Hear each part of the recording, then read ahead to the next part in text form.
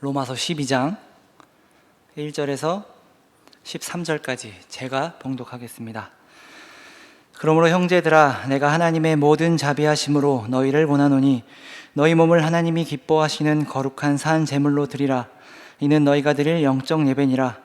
너희는 이 세대를 본받지 말고 오직 마음을 새롭게 함으로 변화를 받아 하나님의 선하시고 기뻐하시고 온전하신 뜻이 무엇인지 분별하도록 하라. 내게 주신 은혜로 말미암아 너희 각 사람에게 말하노니 마땅히 생각할 그 이상의 생각을 품지 말고 오직 하나님께서 각 사람에게 나누어 주신 믿음의 분량대로 지혜롭게 생각하라. 우리가 한 몸에 많은 지체를 가졌으나 모든 지체가 같은 기능을 가진 것이 아니니 이와 같이 우리 많은 사람이 그리스도 안에서 한 몸이 되어 서로 지체가 되었느니라. 우리에게 주신 은혜대로 받은 은사가 각각 다르니 혹 예언이면 믿음의 분수대로, 혹 섬기는 일이면 섬기는 일로, 혹 가르치는 자면 가르치는 일로, 혹 위로하는 자면 위로하는 일로, 구제하는 자는 성실함으로, 다스리는 자는 부지런함으로, 긍휼을 베푸는 자는 즐거움으로 할 것이니라. 사랑에는 거짓이 없나니 악을 미워하고 선에 속하라.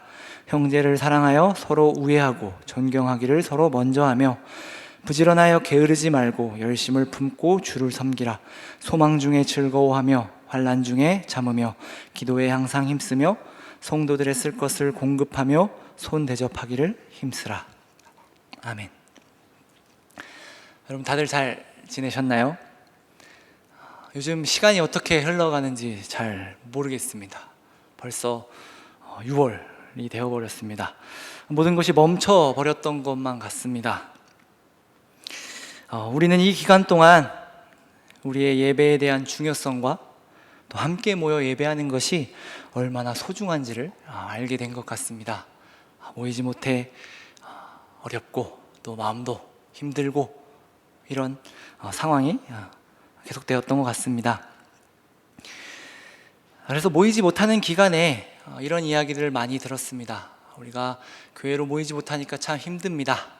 예배드리지 못하니까 너무 힘든 것 같습니다 라는 말을 많이 들었습니다. 그런 이야기를 계속 듣다 보니 고민이 하나 생겼습니다. 예배가 무엇일까? 라는 고민이었습니다. 우리가 이제 예배에 대한 중요성과 함께 모여 예배하는 것이 얼마나 소중한지를 알게 되었는데, 그러면서 또 한편으로는 우리의 예배가 과연 무엇일까라는 고민이었습니다. 쉽게 우리가 마땅히 하나님께 드려야 할 것, 이것이 예배다 라는 말도 하고, 우리의 마음과 뜻과 정성과 힘을 다해 하나님을 사랑하며 예수님의 이름으로 모여 그분을 높이는 것이라고 할 수 있겠습니다. 그러면 우리는 예배를 어떻게 드려야 하는가 라는 생각을 해보면, 가장 먼저 지금 우리가 함께 모여 교회에서 드리는 이 공예배가 떠오릅니다. 과거 우리의 신앙을 좀 돌아보면 이 공예배에 대한 강조가 많았던 것 같습니다. 이 예배를 목숨 걸고 지키며 죽는 한이 있어도 주일에 예배 드리는 것은 포기할 수 없었습니다. 네, 맞습니다. 우리는 예배에 목숨을 걸어야 합니다. 그런데 이것이 시간이 지나면서 조금 변했습니다. 우리의 신앙생활에서 예배만 드렸으면 모든 것을 다 했고 끝났다라는 생각을 하기 시작한 것입니다. 우리의 삶은 하나님과 상관없는 사람처럼 살면서 주일에 예배 드린 것만으로 잘하고 있다라고 생각을 했다라는 겁니다. 그러나 이것 또한 시간이 지나면서 이것이 신앙의 전부가 아님이 드러나게 되었습니다. 또한 우리의 실력 또한 드러나게 되었습니다. 교회에서만 거룩하게 살아갈 것이 아니라 우리의 삶에서도 거룩하게 그리고 성실하게 살아가야 함을 깨달았습니다. 하나님의 자녀로서, 예수 그리스도의 증인으로서 삶에서 하나님을 전하며 또한 보이며 살아가야 한다는 것 또한 깨닫게 되었습니다. 그래서 지금도 우리는 계속해서 이 삶의 예배에 대한 강조를 하고 있는 시대에 살고 있습니다. 제가 대학교 때 이 삶의 예배에 대해서 강조를 거의 못 듣다가 저는 이제 제가 신앙생활을 한 배경 속에서 거의 예배에 목숨을 걸어라, 주일날 예배 드려야 한다라는 이야기를 듣고 자랐기 때문에 그것만을 위해서 살았었던 것 같습니다. 사실 삶을 돌아볼 여유와 환경은 안 됐었던 것 같고, 주일날만 예배 드리면 그래, 한 주간 내가 예배 잘 드렸다로 만족하며 살아왔던 것 같습니다.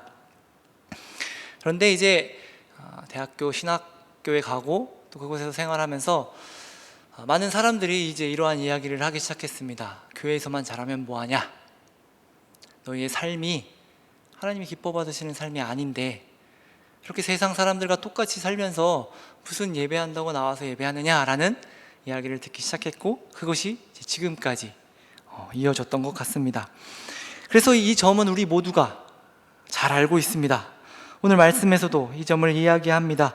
우리의 몸을, 우리의 모든 삶을 하나님이 기뻐하시는 거룩한 그리고 구별된 살아있는 제물로 드리는 것이 우리가 드릴 영적 예배라고 말하고 있습니다. 바울은 이어서 이 영적 예배가 어떠한 것인지에 대해서 이야기합니다.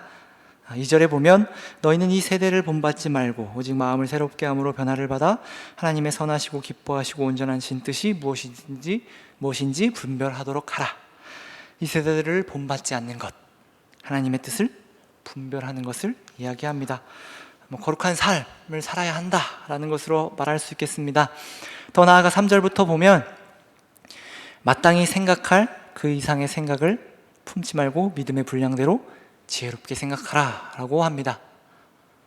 바울은 이어서 좀 더 구체적으로 이야기합니다. 6절부터 보면 각자 맡은 바 최선을 다하라, 그것을 즐거움으로 하라고 말합니다. 또한 이 모든 것을 사랑으로 행하라고 말합니다. 더 나아가서 서로 섬기며 게으르지 말고 열심으로 주를 섬겨라. 소망 중에 즐거워하며 환난 중에 참으며 기도에 항상 힘쓰며 대접하기를 힘쓰라고 말합니다. 바울은 여기서 그치지 않고 더 자세하게 이야기합니다. 13절까지를 보면 교회 내에서 해야 하는 어떤 우리의 예배, 삶의 예배에 대해서 이야기를 하고 있다면 14절부터는 교회 밖에서의 삶에 대해서 이야기합니다. 박해하는 자를 축복하고 즐거워하는 자와 즐거워하며 우는 자와 함께 울라. 서로 겸손하며 악을 악으로 갚지 말고 선한 일을 도모하라. 할 수 있거든 모든 사람과 화목하라. 악에게 지지 말고 선으로 악을 이기라 라고 말합니다. 이 모든 것이 우리가 드릴 영적 예배라고 말합니다. 이게 참 재밌는 것 같습니다. 흔히 우리는 영적 예배라고 하면 무언가 실체는 없고 생각, 마음, 정성 같은 것으로 예배하는 것이라는 생각을 합니다.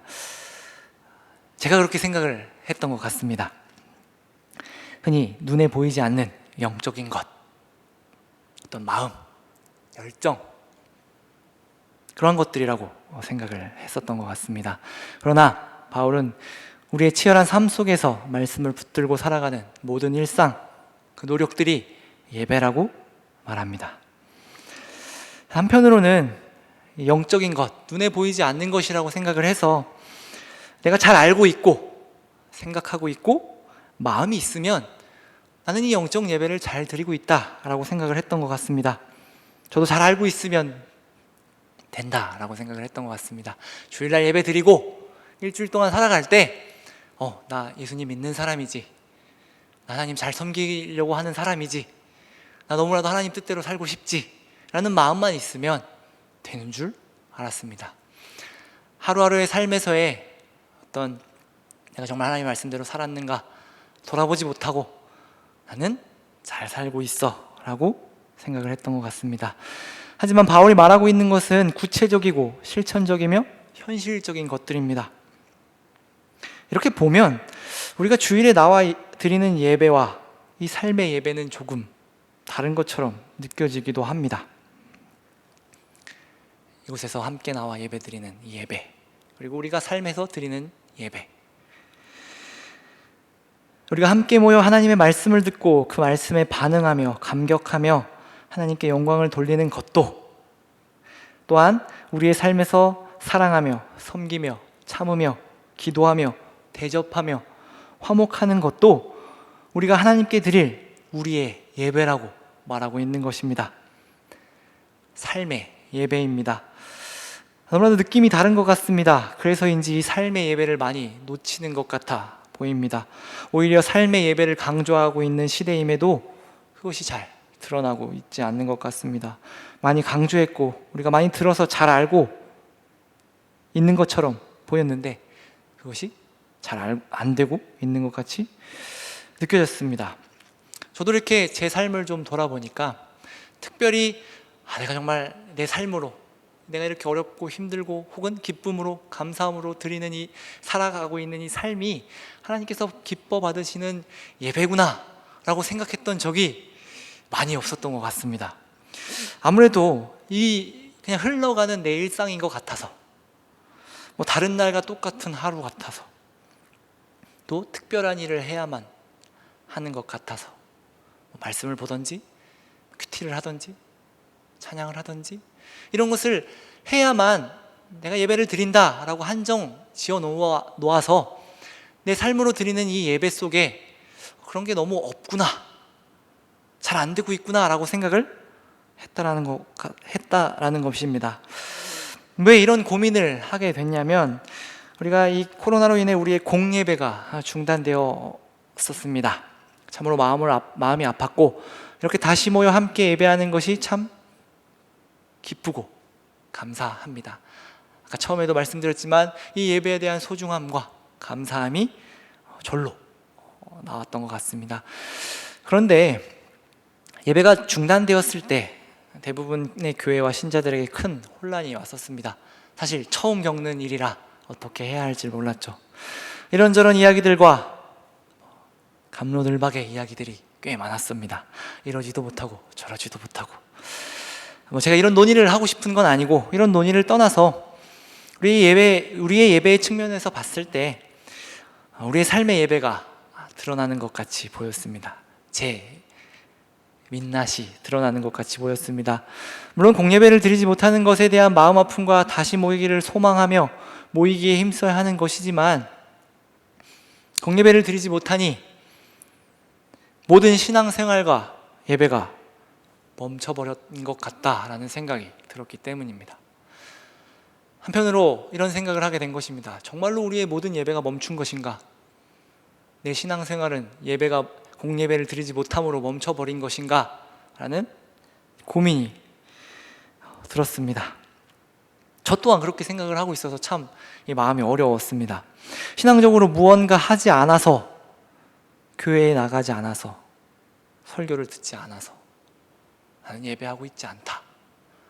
저로 말하면 제가 설교 준비를 이제 매주 하다가 안 하게 되니까 무언가 안 하는 것 같아서 불안하더라고요. 내가 뭐라도 해야 하나 라는 생각이 들었습니다. 은연중에 우리가 생각하는 예배는 한 곳에 모여드리는 공예배뿐이고, 그렇기 때문에 예배를 드리지 못하면 설교를 듣는 것으로 예배를 대신하는 것 같이 느껴졌습니다. 저도 그렇게 설교 영상을 찍고 아이들에게 보내주면서 내 한 주간 할 일 다 했다라는 어떤 그런 생각이 들기도 했었던 것 같습니다. 그래서 오늘 이 설교 말씀을 준비하면서 굉장히 마음이 어려웠습니다. 나의 삶의 예배는 어디 갔을까? 나의 삶의 예배는 없고 우리의 삶에서 내가 살아냈던 하루, 하나님 의지하며 살아내고 견디고 힘들어하고 기뻐하고 감사하고 했던 하루는 아무런 의미가 없었던 것인가? 내가 그렇게 생각하고 있는 건 아닌가? 라는 생각이었습니다. 바울이 로마에 있는 성도들에게 편지할 때 로마의 상황은 어떠했을까요? 조금만 생각해봐도 지금 우리의 상황과 아마 비슷했을 것 같습니다. 그들은 박해가 심해서 매주 모여 예배드리는 것이 불가능했을 겁니다. 참으로 어려웠을 겁니다. 그들의 삶은 어떠했을까요? 매일매일이 불안하고 어려움이 많았을 것입니다. 누구보다도 더 함께 모여 위로하고 주님을 예배하기를 원했을 것입니다. 그들은 언제 잡혀 죽을지도 모른다는 불안감 속에 하루하루가 힘들었을 것 같습니다. 그리고 한편으로 더 힘든 것은 이방인으로서 복음을 전해 듣고 뭔가 더 많이 배워야 하는데 갑작스러운 큰 위기가 왔기 때문에 이러지도 못하고 저러지도 못하는 상황이었을 겁니다. 이게 맞나? 지금 우리가 하고 있는 게 맞는 건가? 내가 믿고 있는 게 무엇이었나? 그런 어려움들이 있었을 것입니다. 점점 불안했을 겁니다. 그래서 바울은 이 로마서를 쓰며 이런저런 얘기를 하기 시작한 것입니다. 이런 그들에게 바울은 먼저 우리가 믿고 있는 것에 대해서 이야기를 해줍니다. 우리가 믿고 있는 것은 무엇인가에 대해서 이야기를 해줍니다. 그리고 믿음으로 살아내지 못해 자책하고 또한 죄책감에 빠져있는, 또한 불안해하고 있는 그들을 위로합니다. 로마서 8장 1절에서 2절 말씀을 보면 이런 이야기를 합니다. 이제 무엇이 맞는가 틀린가 잘 모르겠고, 내가 하나님의 말씀대로 살아가지 못하는 것 같고, 예배드리지 못하는 것 같은 그 상황 속에서 이렇게 이야기합니다. 그러므로 이제 그리스도 예수 안에 있는 자들에게는 결코 정죄함이 없나니 이는 그리스도 예수 안에 있는 생명의 성령의 법이 죄와 사망의 법에서 너를 해방하였습니다. 불안해하며 자책하며 죄책감에 사로잡힌 이들에게 정말 이렇게 힘겨워하며 불안해하며 살고 있는 이 하루, 어찌 보면 예수 그리스도를 믿는다라는 이유 때문에 언제 잡힐지도 몰라서 불안해하며 살고 있는 성도들에게 지금 너희들의 삶이, 예수 그리스도를 믿는 삶이 우리의 예배이며, 또한 우리가 죄책감에 빠져 있는 것이 아니라 우리의 삶은 사망의 법에서 생명의 법으로 변하였다. 우리의 모든 삶이 생명의 법에 지배를 받는 그런 삶이다. 그러니 걱정하지 말아라 라는 이야기를 하고, 또 이제 오늘 우리가 읽은 말씀에 이야기하는 것입니다. 너희의 삶을 하나님이 기뻐하시는 제물로 드려라. 어찌 보면 아무것도 못하고 있는 그 삶, 불안해하며 떨고 있는 그 삶, 그 삶을 하나님이 기뻐하시는 제물로 드리라 라는 것입니다. 불안해하고 어려운 이 삶이 다만 의미 없고 아무런 쓸데없는 것이 아니라 반대로 말하면 하나님이 기뻐하시는 제물이 된다. 이 삶으로 너희의 예배를 드려라. 살아있는 예배, 살아내는 예배를 드리라고 말합니다. 그러니까 우리가 코로나든 혹은 어떠한 이유로 인해 모이지 못했다고 해서 우리의 신앙생활과 예배가 멈췄다고 생각하면 안 된다는 것입니다. 물론 안 모여도 괜찮다라고 말하는 것은 아닙니다. 또한 교회가 필요 없다고 말하는 것도 아닙니다. 그러나 모이지 않는다고 해서 우리의 삶의 예배 또한 멈춰서는 안 된다는 말입니다. 우리의 예배는 멈춘 적이 없습니다. 멈출 수가 없습니다. 다만 모이지 못한 것뿐입니다. 더 나아가 우리가 모여서 예배드리는 것만으로 나는 기독교인이다 라고 말할 수 없습니다. 내가 교회에 다닌다고 하면서 나는 기독교인이다, 나는 그리스도인이다 라고 말할 수 없다라는 겁니다. 왜냐하면 내가 기독교인이고 내가 그리스도인이라는 것을 보이고 증명해야 할 곳은 바로 우리의 삶의 자리이기 때문입니다. 우리의 삶의 예배는 어떠한가요? 그러니까 우리가 주일에 교회에 나와 예배드리는 것과 더불어 우리의 삶에서 드려야 할 예배는 어떻게 드리고 계신가요? 아까도 보았듯 우리가 드려야 할 삶의 예배는 그리스도인답게 사는 것입니다. 세상과는 다른 거룩한 삶, 사랑 없는 곳에서 사랑하고 위로 없는 곳에서 위로하고 불안하고 어려운 곳에서 즐거워하며 기뻐하는 삶입니다. 우리 교회식으로 말하면 웃는 것입니다. 반가워하는 것입니다. 그런데 한편으로 쉬워 보이는 것이 쉽지 않습니다. 어렵습니다. 아직도 저 또한 실력이 많이 부족한 것 같습니다. 그래서 한편으로 시도조차 못 해보고 있나 라는 생각도 듭니다. 때론 내 실력 없음 때문에 하나님의 이름에 누가 될까봐, 또한 나선다고 뭐라고 할까봐, 때론 내 실력이 드러나는 것이 부끄럽기도 하기 때문에 이러한 삶으로 드리는 예배를 시도조차 못하고 있는 것 같습니다. 그러면 어떻게 해야 할까요? 우리가 보통 실력이 부족하다고 느끼면 가장 먼저 하는 것이 무엇입니까? 만약에 내가 성가대를 해서 하나님께 찬양을 드리고 싶은데 내 찬양 실력이 부족하다라고 생각을 하면 가장 먼저 하는 것이 무엇이죠? 노래를 혹은 어떤 발성을 배우는 것이죠. 그래서 내가 어떤 운동을 하는데 실력이 부족하면 레슨을 따로 받습니다. 더 잘하기 위해서입니다. 그런데 레슨을 받아도 실력이 그대로인 경우가 딱 한 가지가 있습니다. 매년 레슨을 받는데 실력이 그대로인 경우가 딱 한 가지밖에 없습니다. 레슨만 받는 경우입니다. 레슨을 받아서 평소 운동할 때 그리고 매일매일 그렇게 연습을 하고 실전에서 뛰어보아야 그 실력이 느는 것입니다. 우리가 발성이나 어떤 호흡 이런 걸 제가 노래는 잘 모르지만 레슨을 받아서 노래를 부르지 않으면 그 실력은 내 것이 될 수 없다라는 겁니다.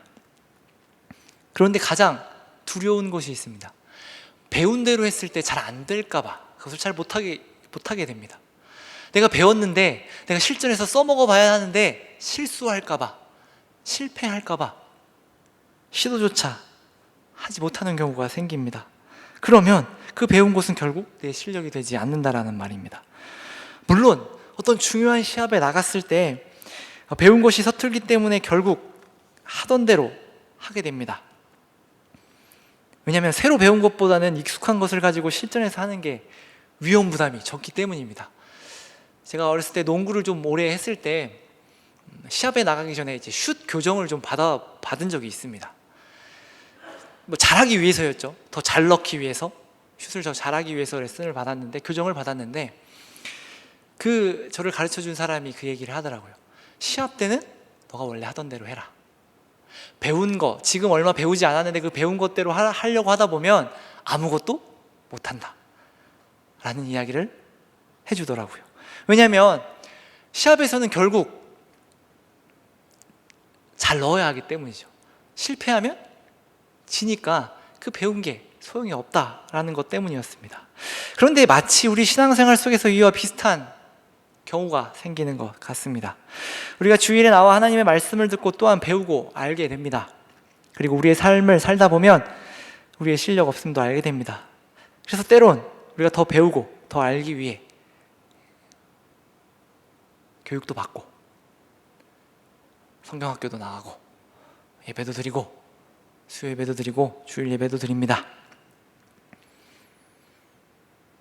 그런데도 우리는 계속해서 실력이 없으니 아무것도 안 하고 시도조차 못하며 이렇게 고백합니다.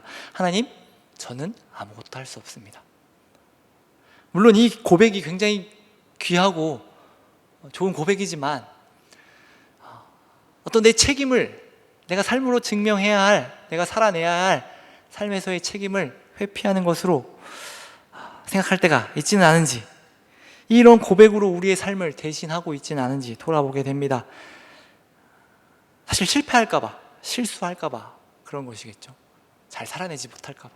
그러면 또 자책감과 죄책감에 빠져들어 또 어렵고 힘들게 나와 하나님, 제가 한 주간 살지 못했으니, 하나님의 말씀대로 살지 못했으니 하나님이 용서해 주시고, 이 삶의 반복 때문에 하나님, 저는 아무것도 할 수 없습니다, 하나님 도와주세요 라는 고백으로 우리의 삶을 대신했던 것 같습니다. 그런데 우리가 알아야 할 것이 있습니다. 운동 경기와 시합과 다른 점이 있습니다. 시합에서는 지지 않고 좋은 결과를 꼭 내야 하는 것이지만 우리의 신앙에서는 그렇지 않습니다. 무슨 말이냐면 하나님께서 예수로 말미암아 승리하시고 이 승리가 우리의 승리가 되었기 때문입니다.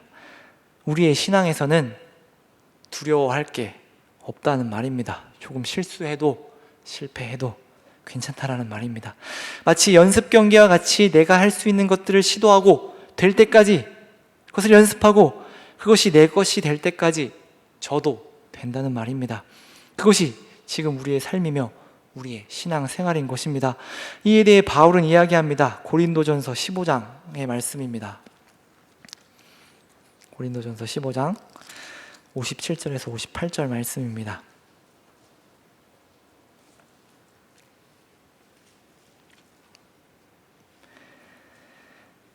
우리 주 예수 그리스도로 말미암아 우리에게 승리를 주시는 하나님께 감사하노니 그러므로 내 사랑하는 형제들아 견실하며 흔들리지 말고 항상 주의 일에 더욱 힘쓰는 자들이 되라. 이는 너희 수고가 주 안에서 헛되지 않은 줄 알미라. 아멘. 그렇습니다. 우리의 모든 수고가 헛되지 않습니다. 그러니 우리는 흔들리지 말고 항상 주의 일에 더욱 힘써야 합니다. 모이는 것으로, 예배드렸다는 것으로, 배웠다라는 것으로 끝나는 것이 아니라 그 모든 것으로 살아내야 하는 우리의 삶, 그 삶에서 드리는 우리의 예배가 있으며 이 승리함으로, 자유함으로 드리는 예배가 있다는 것을 우리는 늘 기억하며 살아내야 하는 것입니다. 신앙은 가르치는 것이 아니라 형성되는 것이다 라는 말이 있습니다. 신앙은 가르치는 것이 아니라 형성되는 것이다. 물론 기독교 어떤 교육적인 측면에서 한 말씀이지만 한번 저희의 신앙을 돌아보게 하는 것 같습니다. 이 말을 반대로 생각해 보자면 신앙은 배우는 것이 아니라 형성되는 것이다. 신앙은 배우는 것이 아니라 만들어져 가는 것이다 라고 할 수 있겠습니다. 신앙은 배우는 것이 아니라면, 신앙을 가르치지 않는 것이라면 그럼 우리는 어떻게 신앙을 배운다고 표현하기는 지금 배우는 것이 아니라고 했기 때문에 신앙을 어떻게 만들어 가야 할까요? 우리의 신앙의 형성이 어떻게 돼야 할까요? 제가 왜 이런 고민을 하게 됐냐면 이제 중등부 아이들을 가르치면서 이런 이제 이야기들을 듣고 많이 고민을 했습니다. 어떻게 아이들에게 신앙의 형성될 수 있게 도와줄 수 있을까? 물론 가르치고 하나님의 말씀을 배우고 해야 하는 것이지만 그것만으로 신앙이 형성되는 것이 아니다라는 말입니다.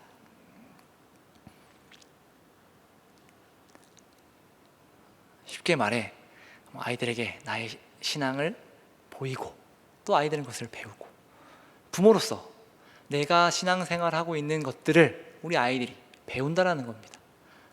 목사님, 저도 저희의 말과 행동과 모든 삶에서의 태도와 그 모든 것들을 아이들이 보고 배운다라는 것이죠. 그러니까 이것을 우리에게 적용해 보면 우리의 신앙이 성숙하기 위해, 우리 신앙이 더 좋게 형성되기 위해 해야 할 것은요, 그렇게 살아가는 방법뿐입니다. 배우고 아는 대로 살아가는 것. 실패도 해보고 낭망도 해보고 좌절도 해보고 비난도 받아보고 눈물도 흘리고 그러면서 만들어져 가는 것이 있고, 때론 그 말씀대로 잘 해내서 기쁨과 감사함으로 즐거워하며 그 은혜를 누리는 것으로 만들어져 간다라는 겁니다. 그러니까 우리의 삶의 모든 것이 신앙이 형성되는 과정이며 결과를 만든다라는 겁니다. 그러니까 그 과정이 다만 의미 없는 것이 아니라는 말입니다. 그러니 신앙은 우리가 주일에 모이는 것만으로 이야기할 수 없습니다. 더 큰 삶의 자리가 있습니다. 이 시간 바라기는 지금 우리의 예배가 멈춘 것이 아님을 기억하시길 바랍니다. 지금도 우리는 예배하고 있습니다. 때론 힘들고 어렵고 좌절하는 그 삶의 자리가 우리의 예배의 자리이며, 때론 우리가 기뻐하며 감사하며 그 은혜를 누리는 자리 또한 우리의 예배의 자리입니다. 또한 그 모든 우리의 삶이 하나님이 기쁘게 받으시는 거룩한 산 제물이 되는 것입니다. 우리 함께 삶의 자리에서도 지금 우리가 함께 모여 예배하는 것처럼 우리의 삶의 자리에서도 하나님이 기뻐하시는 예배드리며 살아가시기를, 그리고 그렇게 살아가는 저와 여러분이 되기를 바랍니다. 기도하겠습니다. 사랑의 하나님, 감사합니다. 하나님, 우리의 삶의 자리에서 하나님을 예배합니다. 또 그렇게 살아갑니다. 하나님, 우리의 삶이 우리가 보기에는 의미도 없고 실패한 것 같은 인생이지만 하나님이 기뻐하시는 산 제물이 되며, 또한 하나님이 기뻐 받으시는 예배가 되며 그 예배의 자리임을 기억하며 살아가는 주님의 백성들 될 수 있도록 인도하여 주옵소서. 감사드리며 사랑이 많으신 예수님 이름으로 기도합니다. 아멘.